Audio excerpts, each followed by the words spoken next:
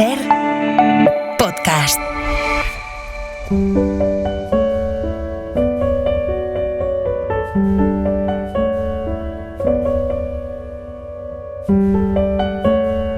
Un libro, una hora. Dirigido por Antonio Martínez Asensio. Bienvenidos al podcast de Un libro, una hora.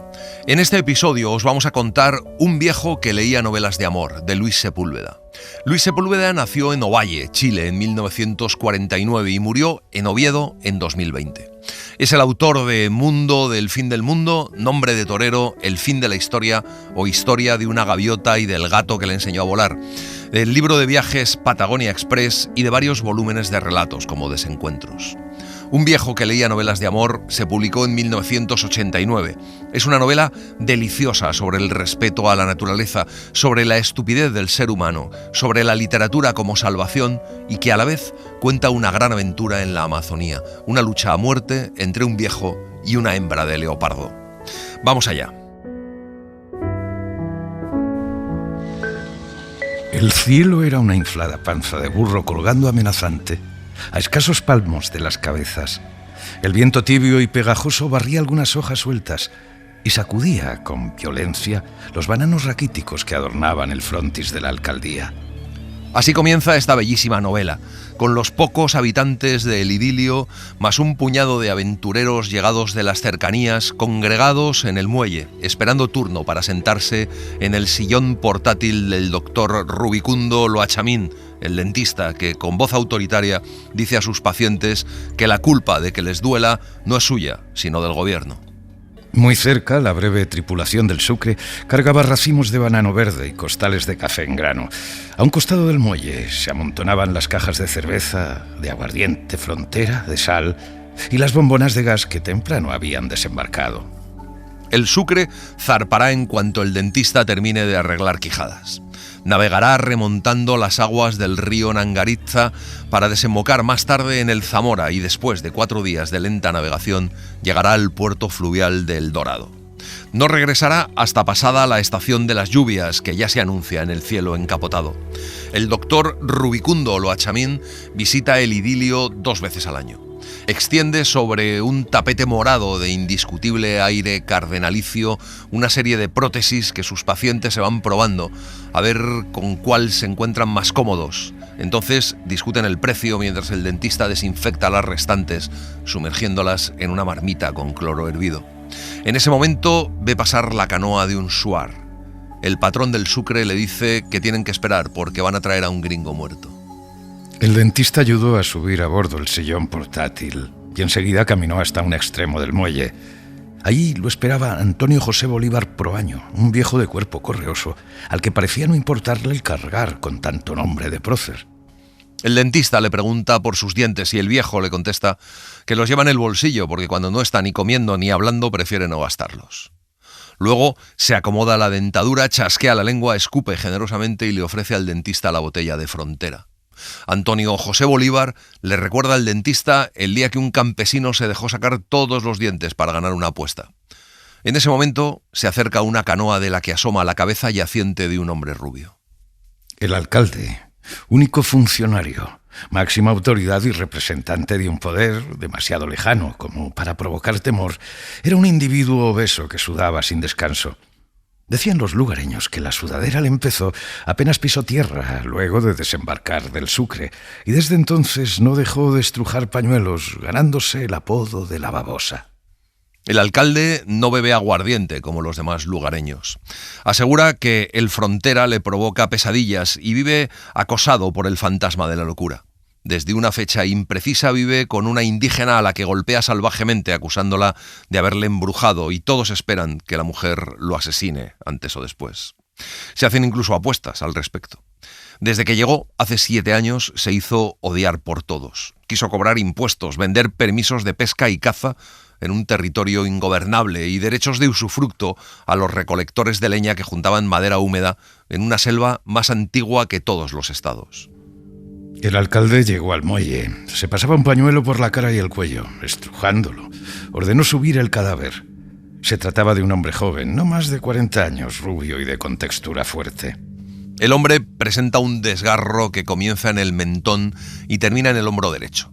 Por la herida asoman restos de arterias y algunos gusanos albinos. El alcalde acusa a los Suar de haberlo matado de un machetazo. Los Suar retroceden, dicen que no. El gordo sudoroso saca un revólver y apunta a los sorprendidos indígenas, hasta que se escucha la voz de Antonio José Bolívar. Disculpe, usted está cagando fuera del tiesto. Esa no es una herida de machete. ¿Ve las carnes abiertas en filas?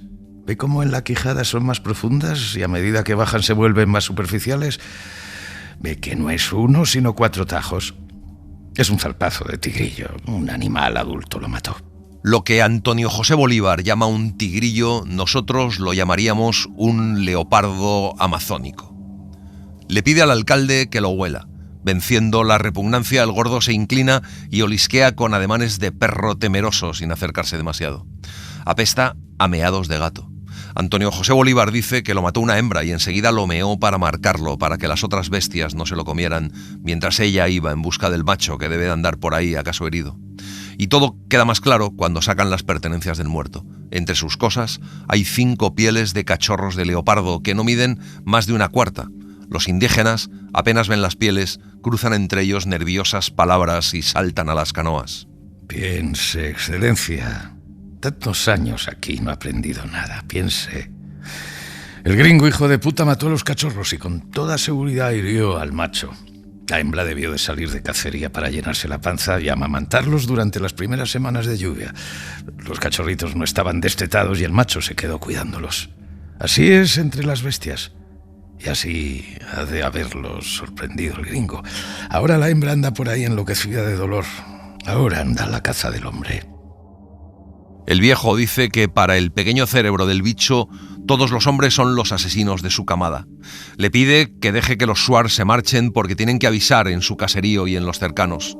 Cada día que pase tornará más desesperada y peligrosa a la hembra y buscará sangre cerca de los poblados.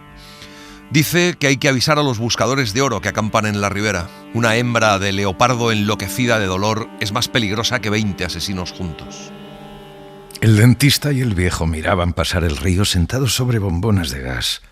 A ratos intercambiaban la botella de frontera y fumaban cigarros de hojadura, de los que no apaga la humedad. Mira, con todo el lío del muerto casi lo olvido. Te traje 2 libros. Al viejo se le encendieron los ojos. ¿De amor? El dentista asintió. Antonio José Bolívar Proaño lee novelas de amor, y en cada uno de sus viajes el dentista le provee de lectura. Pero el doctor Rubicundo Loachamín no lee las novelas. Cuando el viejo le pidió el favor de traerle lectura, indicando muy claramente sus preferencias, sufrimientos, amores desdichados y finales felices, el dentista sintió que se enfrentaba a un encargo difícil de cumplir. Pensaba en que haría el ridículo entrando en una librería de Guayaquil para pedir una novela bien triste, con mucho sufrimiento a causa del amor y con final feliz. Lo tomarían por un viejo marica, y la solución la encontró de manera inesperada en un burdel del Malecón. Una tarde, mientras retozaba con Josefina, una esmeraldeña de piel tersa como cuero de tambor, vio un lote de libros ordenados encima de la cómoda. Ella le dijo que sus libros favoritos eran las novelas de amor, agregando los mismos gustos de Antonio José Bolívar. A partir de aquella tarde, Josefina alternó sus deberes de dama de compañía con los de crítico literario y cada 6 meses seleccionaba las 2 novelas que, a su juicio, deparaban mayores sufrimientos. Las mismas que más tarde Antonio José Bolívar Proaño leía en la soledad de su choza frente al río Nangaritza. Antonio José Bolívar está pensativo. Dice que no le gusta nada el asunto. Está seguro de que la babosa está pensando en una batida y está seguro de que le va a llamar. El dentista le dice que seguro que se puede negar, que ya está viejo para estos trotes. Antonio José Bolívar dice que tiene unos 60 años según los papeles, pero que le inscribieron cuando ya caminaba, así que debe de ir por los 70. Las campanadas del Sucre anuncian la partida. El viejo y el dentista se despiden. El viejo permanece en el muelle hasta que el barco desaparece tragado por una curva del río. Entonces decide que por ese día ya no hablará con nadie más y se quita la dentadura postiza, la envuelve en un pañuelo y, apretando los libros junto al pecho, se dirige a su choza. Un viejo que leía novelas de amor es una novela de amor a la selva, donde existe la dualidad del mundo nuevo, dominado por el hombre blanco, y el mundo más tradicional, misterioso y mágico. Como dijo el propio Luis Sepúlveda, en la novela se le permite al lector acercarse a un paraíso perdido, pero en peligro de extinción. Le permite reencontrarse con una forma muy simple de vivir, que es la que tiene el personaje, quien basa su existir simplemente en una cosa que es fundamental, el respeto al otro. Me parece que es un personaje dotado de una gran tolerancia, que el viejo entiende que es un leitmotiv para poder vivir ahí. Antonio José Bolívar Proaño sabía leer pero no escribir. Leía lentamente, juntando las sílabas, murmurándolas a media voz como si las paladeara, y al tener dominada la palabra entera, la repetía de un viaje. Luego hacía lo mismo con la frase completa, y de esa manera se apropiaba de los sentimientos e ideas plasmados en las páginas. Cuando un pasaje le agrada especialmente, lo repite muchas veces, todas las que estima necesarias para descubrir cuán hermoso puede ser también el lenguaje humano. Lee con ayuda de una lupa la segunda de sus pertenencias más queridas. La primera es la dentadura postiza, claro. Vive en una choza de cañas de unos 10 metros cuadrados con una hamaca de yute, un cajón cervecero sosteniendo la hornilla de queroseno y una mesa alta, muy alta, porque cuando sintió por primera vez dolores en la espalda supo que los años se le echaban encima y decidió sentarse lo menos posible. En un muro, a los pies de la hamaca, cuelga un retrato retocado por un artista serrano y en él se ve a una pareja joven. El hombre Antonio José Bolívar Proaño vestía un traje azul riguroso, camisa blanca y una corbata listada que solo existió en la imaginación del retratista. La mujer, Dolores Encarnación del Santísimo Sacramento Estupiñán, Otavalo, vestía ropajes que sí existieron y continuaban existiendo en los rincones porfiados de la memoria, en los mismos donde se embosca el tábano de la soledad. Se conocieron de niños en San Luis, un poblado serrano. Tenían 13 años cuando los comprometieron y 2 años más tarde estaban casados. El matrimonio de niños vivió los primeros 3 años de pareja en casa del padre de la mujer, un viudo muy viejo que se comprometió a testar en favor de ellos, a cambio de cuidados y de rezos. Al morir el viejo, con 19 años, heredaron unos pocos metros de tierra insuficientes para el sustento de una familia. Vivían con apenas lo imprescindible y lo único que les sobraba eran los comentarios maledicentes que se ensañaban con Dolores porque no se quedaba embarazada. Antonio José Bolívar intentaba consolarla y viajaban de curandero en curandero probando toda clase de hierbas y ungüentos de la fertilidad. Todo era en vano. Decidieron abandonar la sierra cuando al hombre le propusieron una solución indignante, que la dejara sola en las fiestas de San Luis. Antonio José Bolívar Proaño se negó a la posibilidad de ser padre de un hijo de carnaval. Por otra parte, había escuchado acerca de un plan de colonización de la Amazonía. El gobierno prometía grandes extensiones de tierra y ayuda técnica a cambio de poblar territorios disputados al Perú. Tal vez un cambio de clima corregiría la anormalidad padecida por uno de los dos. Llegar hasta el puerto fluvial del Dorado les llevó 2 semanas. Luego de otra semana de viaje, esta vez en canoa, arribaron a un recodo del río. La única construcción era una enorme choza de calaminas que hacía de oficina, bodega de semillas y herramientas y vivienda de los recién llegados colonos. Eso era el idilio. Les entregaron un papel que los acreditaba como colonos. Les asignaron 2 hectáreas de selva, un par de machetes, unas palas, unos costales de semillas devoradas por el gorgojo y la promesa de un apoyo técnico que no llegaría jamás. Pero luchar contra la selva fue inútil. La salvación les llegó en forma de unos hombres semidesnudos, de rostros pintados y adornos multicolores en las cabezas y en los brazos. Eran los Shuar, que, compadecidos, se acercaban a echarles una mano. De ellos aprendieron a cazar, a pescar, a levantar chozas estables y resistentes a los vendavales, a reconocer los frutos comestibles y los venenosos, y sobre todo, de ellos aprendieron el arte de convivir con la selva. Dolores Encarnación del Santísimo Sacramento no resistió el segundo año y se fue en medio de fiebres altísimas, consumida hasta los huesos por la malaria. Antonio José Bolívar supo que no podía regresar al poblado serrano. Los pobres lo perdonan todo menos el fracaso. Aprendió el idioma shuar participando con ellos de las cacerías, aprendió a valerse de la cerbatana y de la lanza, abandonó sus pudores de campesino católico, se sentía a gusto en aquel mundo. Al caer la noche, si deseaba estar solo, se tumbaba bajo una canoa y si en cambio precisaba compañía, buscaba a los shuar, simpáticos como una manada de micos, habladores como los papagayos borrachos y gritones como los diablos. Más tarde tomó un compadre, Nusinho, un shuar llegado también de lejos, con una herida de bala en la espalda, recuerdo de una expedición civilizadora de los militares peruanos. Juntos recorrían la espesura. Nusinho era fuerte, dotado de una cintura estrecha y anchos hombros. Nadaba desafiando a los delfines de río y estaba siempre de excelente humor. La vida en la selva templó cada detalle del cuerpo de Antonio José Bolívar. Adquirió músculos felinos que con el paso de los años se volvieron correosos.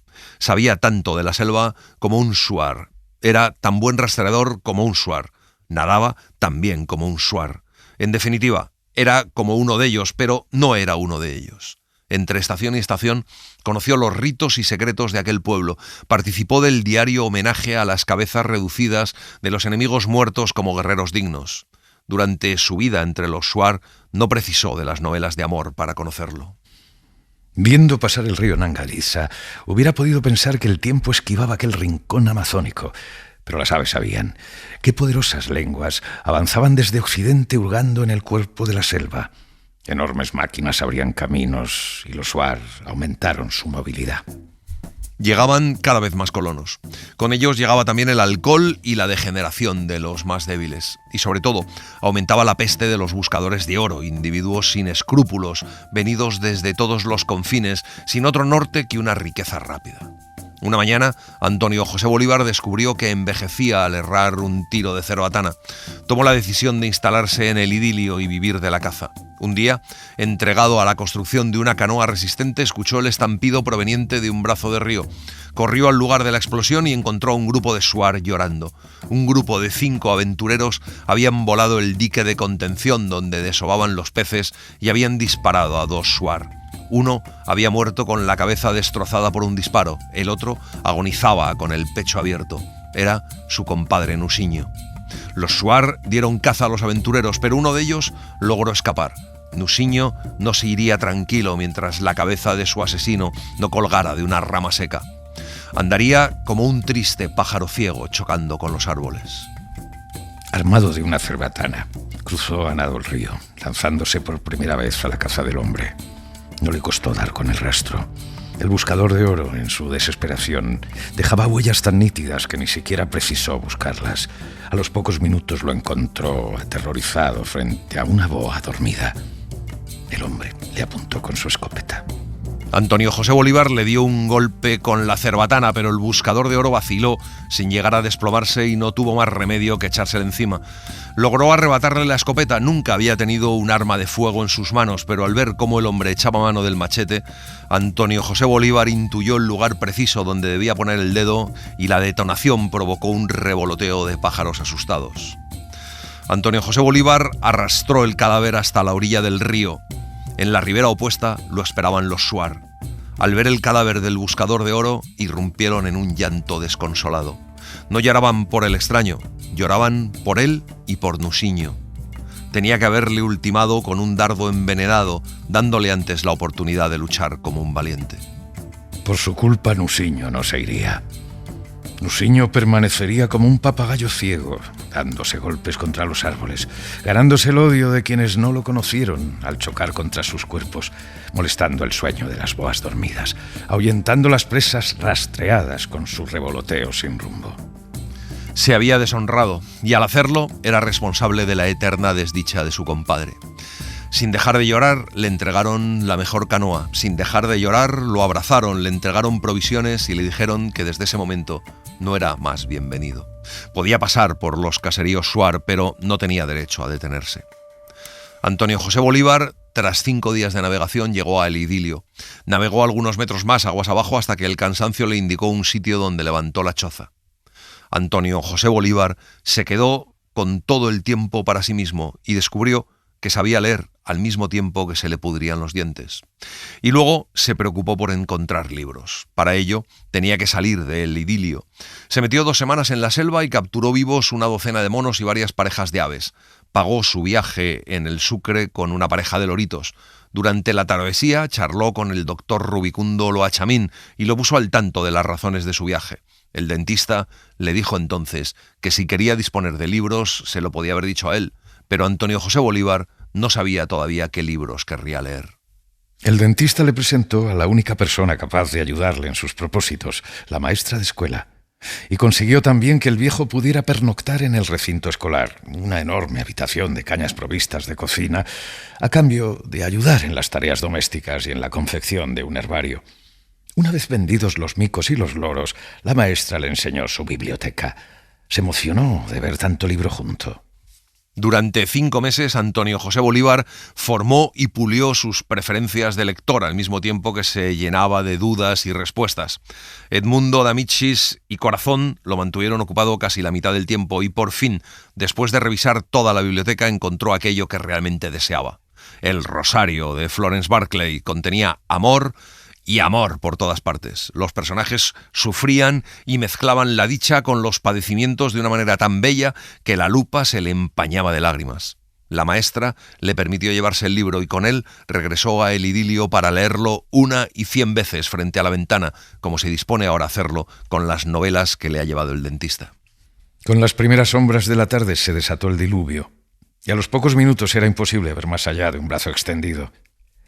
El viejo se tendió en la hamaca esperando la llegada del sueño, mecido por el violento y monocorde murmullo del agua omnipresente. En la estación de las lluvias, las noches se prolongan y Antonio José Bolívar se da el gusto de quedarse en la hamaca hasta que los deseos de orinar o el hambre lo impulsan a abandonarla.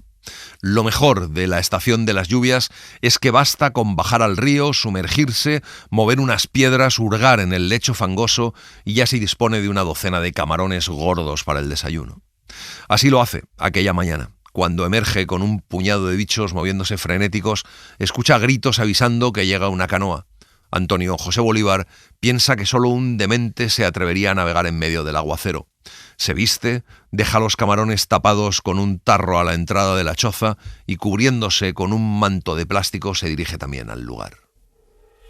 Era una de aquellas embarcaciones mal construidas por los buscadores de oro. Llegó semisumergida, flotando nada más que por ser de madera. A bordo se mecía el cuerpo de un individuo con la garganta destrozada y los brazos desgarrados. Era Napoleón Salinas, un buscador de oro al que la tarde anterior había atendido el dentista. El alcalde busca al viejo con la mirada y le pregunta si ha sido la gata de nuevo. Antonio José Bolívar abre la herida del cuello, examina los desgarros de los brazos y asiente finalmente con un movimiento de cabeza. Napoleón Salinas tiene la cabeza colgando y solo los brazos desgarrados indican que trató de defenderse. Antonio José Bolívar dice que lo más seguro es que saliera tarde de allí, bastante borracho, y que lo sorprendiera el aguacero, y entonces se arrimó a la orilla para pernoctar. Ahí lo atacó la hembra. Herido y todo, consiguió llegar hasta la canoa, pero se desangró rápidamente. El alcalde empuja al muerto con un pie hasta que cae al agua. El cuerpo se hunde pesadamente y el alcalde se va, dando el tema por concluido, pero la voz de Antonio José Bolívar lo detiene. El caso es que si uno navega y lo sorprende la noche, ¿a cuál lado se arrima para pernoctar? Al nuestro. Siempre se busca este lado, porque si en una de esas se pierde la canoa, queda el recurso de regresar al poblado abriéndose sendero a machete. Eso mismo pensó el pobre Salinas. Si lo piensa un poco, descubrirá que el animal también se encuentra a este lado. Las palabras del viejo producen comentarios nerviosos. El gordo simula meditar encogiendo el obeso cogote bajo el paraguas negro. Al final dice que el bicho anda lejos, que no ve motivos para cagarse en los pantalones. Pero el viejo le contesta que el muerto no apestaba. Y luego se marcha pensando en si se comerá los camarones fritos o cocidos. El viejo se pone a leer hasta que se adormece. Por la tarde, luego de darse una nueva panzada de camarones, se dispone a continuar la lectura cuando un griterío lo distrae obligándolo a asomar la cabeza al aguacero. Por el sendero corre una mula enloquecida entre estremecedores rebuznos y lanzando coces a quien intenta detenerla. Antonio José Bolívar se echa un manto de plástico sobre los hombros y sale a ver qué ocurre. La cémila mostraba profundas heridas a los costados y sangraba copiosamente por un desgarro que empezaba en la cabeza y terminaba en el pecho de pelambre rala. El alcalde, esta vez sin paraguas, ordenó que la tumbaran y le despachó el tiro de gracia. El animal recibió el impacto, lanzó un par de patadas al aire y se quedó quieto. «Es la cémila de Alcácer Miranda», dijo alguien. Miranda es un colono afincado a unos 7 kilómetros del idilio. Regenta un miserable puesto de ventas de aguardiente, tabaco, sal y alcacelser, de ahí le viene el mote. El alcalde ordena prepararse para salir al otro día temprano hasta el puesto de Miranda. Antonio José Bolívar se va a su cabaña preocupado porque seguro que el alcalde quiere que vaya con la partida. El alcalde le tiene ojeriza desde hace años, desde que llegó al muelle una embarcación donde podían viajar cómodamente 8 personas, con 4 norteamericanos provistos de cámaras fotográficas, víveres y artefactos de uso desconocido. Permanecieron adulando y atosigando de whisky al alcalde varios días hasta que el gordo les llevó hasta la choza de Antonio José Bolívar, señalándolo como el mejor conocedor de la Amazonía. Los gringos lo fotografiaban todo. Uno de ellos insistió en comprar el retrato de Antonio José Bolívar junto a Dolores Encarnación del Santísimo Sacramento, y hasta se atrevió a descolgar el retrato y lo metió en su mochila, dejándole a cambio un puñado de billetes encima de la mesa. Dígale al hijo de puta que como no deje el retrato en donde estaba, le meto los 2 cartuchos de la escopeta y le vuelo los huevos. Y conste que siempre la tengo cargada. Los intrusos entendían castellano y no precisaron que el gordo les detallara las intenciones del viejo. El alcalde le dijo al viejo que le estaba haciendo perder un gran negocio y se enfureció. Le dijo que si nunca se había preguntado a quién pertenecía el suelo en donde levantó su inmunda covacha. Antonio José Bolívar se sintió verdaderamente sorprendido con la pregunta. Le contestó que esa tierra no tenía dueño.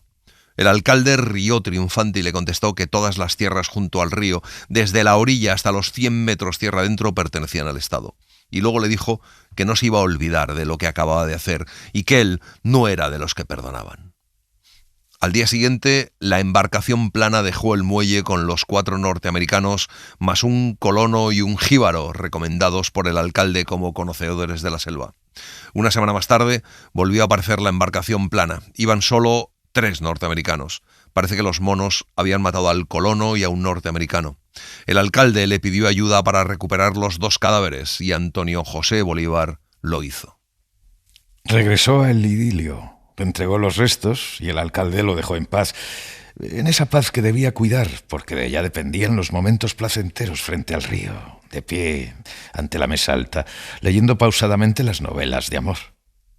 Y esa paz se veía de nuevo amenazada por el alcalde, que lo obligaría a participar de la expedición, y por unas afiladas garras ocultas en algún lugar de la espesura. Como señala Joaquín Medina Ferrer, un viejo que leía novelas de amor se nutre de las experiencias vividas por el propio autor durante el tiempo que pasó en una población shuar en la selva amazónica, y tiene el valor de lo real. Es también una de las primeras novelas que podríamos llamar ecologistas.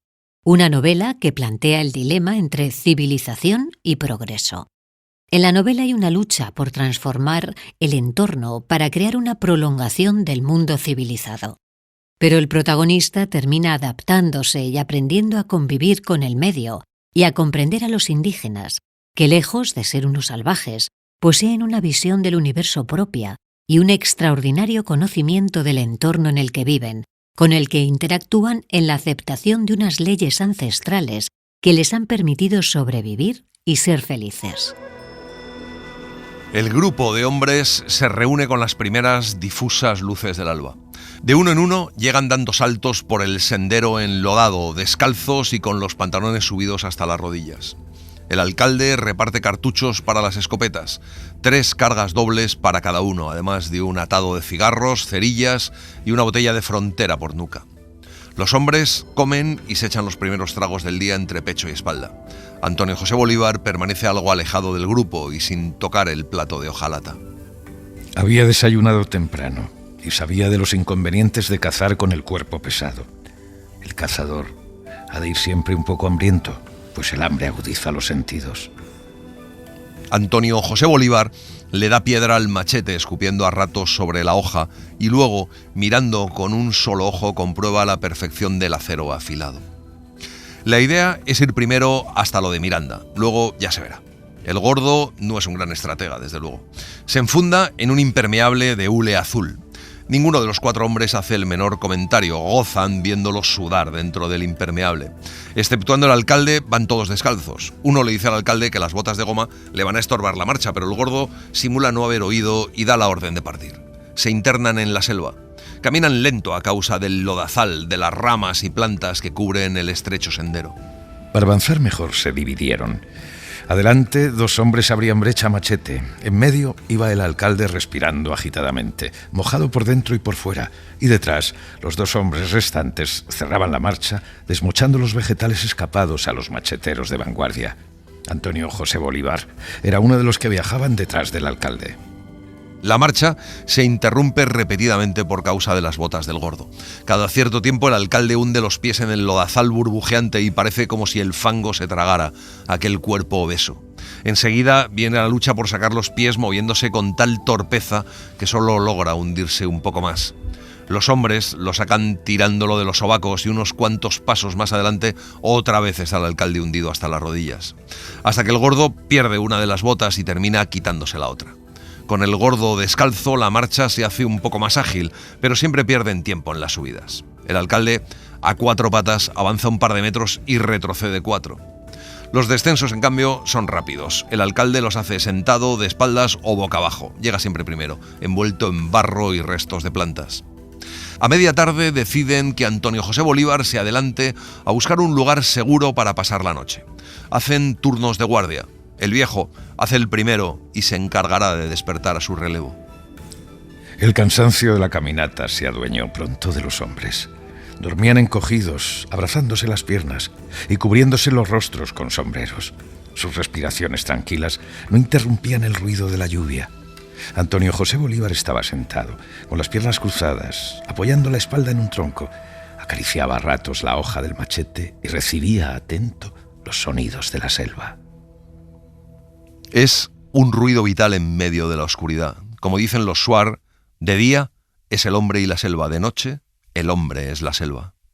El relevo se le adelanta, pero de pronto se oye un ruido nuevo llegando desde la espesura. Antonio José Bolívar dice que hay que despertar a los demás sin hacer ruido. El hombre no alcanza a levantarse y ambos se ven atacados por un destello que les ciega. Es el alcalde, alarmado por el ruido, que se acerca con la linterna encendida. El viejo le ordena enérgico que apague eso, pero el alcalde mueve el chorro de luz en todas direcciones, accionando al mismo tiempo el martillo del revólver. El viejo le tira la linterna de un manotazo. La protesta del gordo es ahogada por un intenso batir de alas y una cascada fétida que cae sobre el grupo. Por si le sirve de algo, excelencia. Cuando se pernocta en la jungla hay que arrimarse a un árbol quemado petrificado. Ahí cuelgan los murciélagos, la mejor señal de alarma con que se puede contar. Los bichos se preparan para volar en dirección contraria al ruido que escuchamos, y hubiéramos sabido dónde estaba. Pero usted, con su lucecita y sus gritos, los espantó y nos lanzaron la chorrera de mierda. Como todos los roedores, son muy sensibles y a la menor señal de peligro sueltan todo lo que tienen adentro para volverse livianos. Todos empiezan a frotarse bien la cabeza para que no se los coman los mosquitos. Al terminar, ya tienen luminosidad suficiente para continuar la marcha. Caminan 3 horas, siempre hacia el oriente, sorteando riachuelos crecidos, quebradas, claros de selva que cruzan mirando al cielo con la boca abierta para recibir el agua fresca, y al arribar a una laguna hacen alto para comer algo. Están cerca, pero harán un rodeo para llegar por atrás, por si el bicho es inteligente y les está esperando. El alcalde se aleja de todos para hacer sus necesidades detrás de un árbol, cuando de pronto se oye un grito aterrorizado del gordo y enseguida 6 tiros del revólver vaciado con generosidad. Dice a gritos que la ha visto, que estaba detrás de él a punto de atacarle. Todos se ponen a buscar. Siguiendo un notorio rastro de sangre que aumentaba la euforia del alcalde, llegaron hasta un hermoso animal de hocico alargado, dando los últimos estertores. La bella piel amarilla, moteada, se teñía de sangre y lodo. El animal los miraba con los ojos muy abiertos y desde su hocico de trompeta escapaba un débil jadeo. Es un oso mielero. Antonio José Bolívar dice que trae mala suerte matar a un oso mielero, que no existe otro animal más inofensivo en toda la selva. Pasado el mediodía, ven el desteñido letrero de Alcacelser identificando el puesto de Miranda. Al colono lo encuentran a escasos metros de la entrada. Tiene la espalda abierta en 2 zarpazos que comienzan en los omóplatos y se prolongan hasta la cintura. El cuello, espantosamente abierto, deja ver la cerviz. El muerto está de bruces y todavía empuña un machete. Adentro arde débilmente una lámpara de carburo y apesta a grasa quemada. En una sartén quedan 2 colas de iguanas carbonizadas. Mirando al muerto, fuman, beben y comen, hasta que el viejo les dice que fuera hay otro cadáver. Salieron apresuradamente y, bañados por la lluvia, encontraron al segundo muerto. Estaba de espaldas y con los pantalones abajo. Mostraba las huellas de las garras en los hombros y la garganta abierta con características que empezaban a hacerse familiares. Junto al cadáver, el machete enterrado a poca distancia decía que no alcanzó a ser utilizado. El muerto es Plasencio Puñán, un tipo que no se dejaba ver mucho. Seguro que las colas de iguana las llevó Plasencio. No andaba tras oro como la mayoría, sino que buscaba esmeraldas. El viejo dice que seguro que en algún momento sintió ganas de vaciar el cuerpo y salió a hacerlo, y así lo pilló la bestia, acuclillado y afirmado en el machete. Lo atacó de frente, le hundió las garras en los hombros y le clavó los colmillos en el gaznate. Miranda debió de presenciar la peor parte y quiso ensillar a la mula y largarse, pero no llegó muy lejos. El resto de la tarde lo ocupan con los muertos. Los envolvieron en la hamaca de Miranda, frente a frente, para evitarles entrar a la eternidad como extraños. Luego cosieron la mortaja y le ataron 4 grandes piedras a las puntas. Arrastraron el bulto hasta una ciénaga cercana, lo alzaron, lo mecieron tomando impulso y lo lanzaron entre los juncos y rosas de pantano. Regresan al puesto cuando la oscuridad se adueña de la selva y el gordo dispone las guardias. Después de cenar, Antonio José Bolívar limpia su dentadura postiza antes de guardarla en el pañuelo y se pone a leer. Su compañero de vigilia lo mira, perplejo, recorrer con la lupa los signos ordenados en el libro. Le pregunta de qué trata y el viejo contesta que trata de amor. Ante la respuesta del viejo, el otro se acerca con renovado interés. Le pregunta si hay hembras ricas y calentonas. El viejo cierra de sopetón el libro haciendo vaciar la llama de la lámpara y le dice que no, que se trata del otro amor, del que duele. El hombre, decepcionado, encoge los hombros y se aleja, pero luego le pide al viejo que lea en alto. Entonces, tengo que leerte desde el comienzo, para que sepas quiénes son los buenos y quiénes los malos. Antonio José Bolívar regresó a la primera página del libro. Empieza a leer, y cuando levanta la vista lo rodean los 3 hombres. El alcalde está más alejado. Uno de los hombres dice que hay palabras que no conoce. El viejo se entrega entonces a una explicación, a su manera, de los términos desconocidos. Lo de besar ardorosamente queda semiaclarado tras un par de horas de intercambio de opiniones, salpicadas de anécdotas picantes, pero el misterio de qué es Venecia y de una ciudad en la que las gentes precisan de botes para moverse no lo entienden de ninguna manera. De pronto, un gesto del viejo detiene la conversación. Los hombres comprenden, echan mano a las armas, apagan las lámparas y esperan. De afuera llegó el tenue ruido de un cuerpo moviéndose con sigilo. Las pisadas no producían sonidos, pero aquel cuerpo se pegaba a los arbustos bajos y a las plantas. Al hacerlo, detenía el chorrear del agua y cuando avanzaba, el agua detenida caía con renovada abundancia. El cuerpo en movimiento traza un semicírculo en torno a la choza. El alcalde se acerca a gatas hasta el viejo, pregunta si es el bicho. El viejo dice que sí, que les ha olido. El gordo se incorpora entonces súbitamente. Pese a la oscuridad, alcanza la puerta y vacía el revólver disparando a ciegas contra la espesura. Los hombres encienden la lámpara. Ven al alcalde recargando el arma. Cómo se nota que usted es instruido, Excelencia. El bicho las tenía todas en contra. Era cuestión de dejarlo pasear hasta calcular a qué distancia estaba. 2 paseos más. Lo hubiéramos tenido a tiro. Al amanecer, aprovechando la mortecina luz filtrada por el techo selvático, salen a rastrear las proximidades. La lluvia no borra el rastro de plantas aplastadas debajo del animal. No se ven muestras de sangre en el follaje y las huellas se pierden en la espesura del monte. Regresan a la choza y beben café negro. El alcalde comprende que ya se ha desacreditado demasiado frente a los hombres, así que encuentra una salida que suena lógica y de paso le cubre la espalda. Le ofrece un trato a Antonio José Bolívar. Tú eres el más veterano en el monte. Lo conoces mejor que a ti mismo. Nosotros solo te servimos de estorbo, viejo. Rastréala y mátala. El Estado te pagará 5.000 sucres si lo consigues. Te quedas aquí y lo haces como te dé la gana. Entre tanto, nosotros nos regresamos a proteger el poblado. 5.000 sucres. ¿Qué me dices? El viejo escucha sin parpadear la propuesta del gordo. En realidad, lo único verdaderamente sensato sería regresar a el idilio. El animal, a la caza del hombre, no tardará en dirigirse al poblado y allí será más fácil tenderle una trampa. Resulta estúpido pretender disputarle su propio territorio. Al viejo No le importa en realidad la recompensa ofrecida. Algo le dice que el animal no está lejos. Tal vez los está mirando en estos momentos. Un mandato desconocido le dictaba que matarla era un imprescindible acto de piedad, pero no de aquella piedad prodigada por quienes están en condiciones de perdonar y regalarla. La bestia buscaba la ocasión de morir frente a frente, en un duelo que ni el alcalde ni ninguno de los hombres podrían comprender. Como indica José Carlos Aranda, hay una evolución en el viejo que le hace transformarse y aprender a convivir con su anterior forma de vida, pero desde su conciencia de la realidad profunda que le rodea, una realidad de la que ya forma parte y con la que se identifica. Ya no trata de insertarse en un modelo social que le es ajeno y al que desprecia. Se limita a vivir y dejar pasar el tiempo y a ayudar cuando no hay más remedio. Es entonces cuando aparece la necesidad de la lectura para evadirse de la realidad. Antonio José Bolívar acepta la propuesta del alcalde. Solo pide que le dejen cigarros, cerillas y otra porción de cartuchos. El grupo no tarda en preparar los detalles del regreso. Se despiden y el viejo se pone a asegurar la puerta y la ventana de la choza. A media tarde oscurece y bajo la luz taciturna de la lámpara retoma la lectura mientras espera rodeado por los ruidos del agua deslizándose entre el follaje. Repasa las páginas desde el comienzo. Está molesto de no conseguir apropiarse del argumento. A lo mejor tengo miedo. Piensa en un proverbio shuar que aconseja esconderse del miedo y apaga la lámpara. Se tiende sobre los costales con la escopeta preparada descansando encima del pecho y deja que los pensamientos se aquieten como las piedras al tocar el lecho del río. No es la primera vez que se enfrenta a una bestia enloquecida. No sabe qué es lo que le impacienta. No sabe si es la propia espera.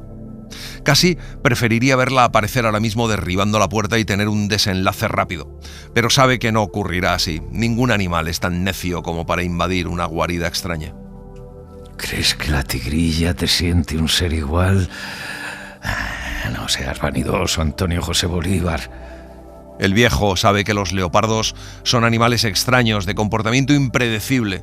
No son tan fuertes como los jaguares, pero en cambio dan muestras de una inteligencia refinada.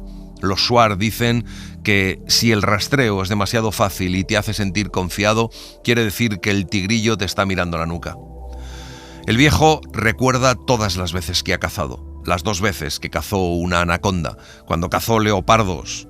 Se pregunta por qué la hembra le llena los pensamientos, tal vez porque ambos saben que están parejos. ¿De dónde vienen todos estos pensamientos? Vamos, Antonio José Bolívar, viejo. ¿Bajo qué plantas se esconden y atacan? ¿Será que el miedo te ha encontrado y ya nada puedes hacer para esconderte? Si es así, entonces los ojos del miedo pueden verte de la misma manera como tú ves las luces del amanecer entrando por los resquicios de caña.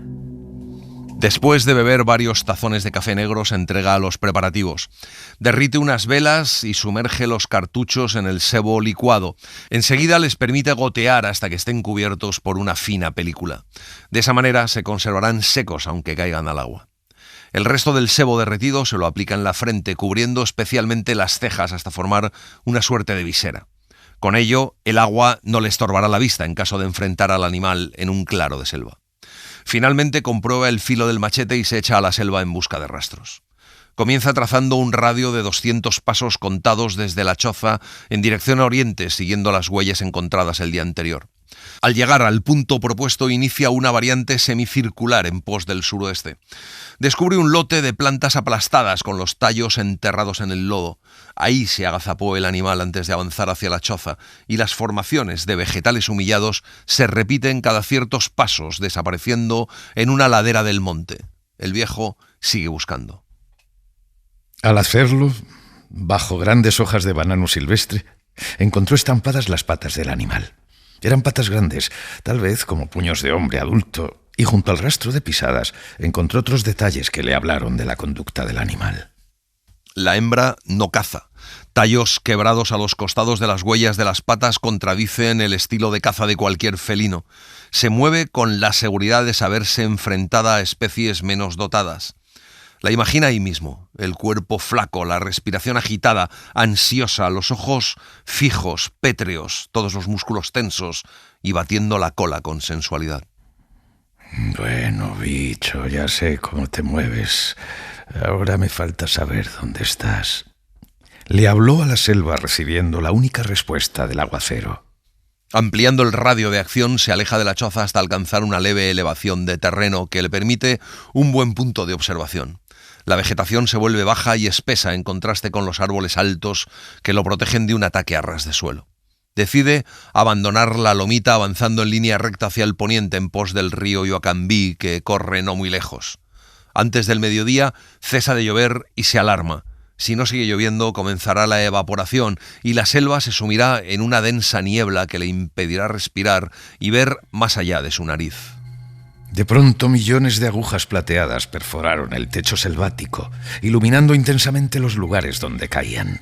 Estaba justo bajo un claro de nubes, encandilado con los reflejos del sol, cayendo sobre las plantas húmedas. Se frotó los ojos maldiciendo y, rodeado por cientos de efímeros arcoíris, se apresuró en salir de allí antes que comenzara la temida evaporación. Entonces la vio.